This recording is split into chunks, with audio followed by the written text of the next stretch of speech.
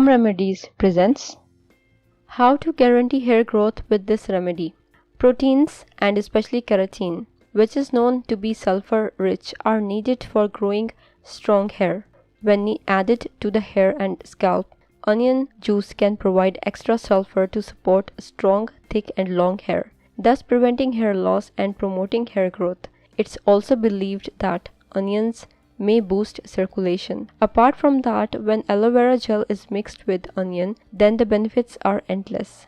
It helps to curb hair and promotes hair regrowth. Let's see how to make the remedy. Ingredients: onions 3 large, aloe vera gel 5 tablespoons. Directions: blend the onions and extract the juice from it using a cotton cloth. Mix this onion juice with aloe vera gel.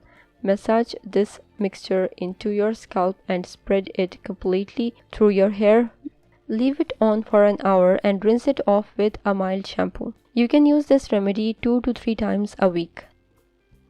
If you liked the video, hit that like button to give it more value and share it on your social networks to let others benefit from it too. Thanks for watching. Goodbye.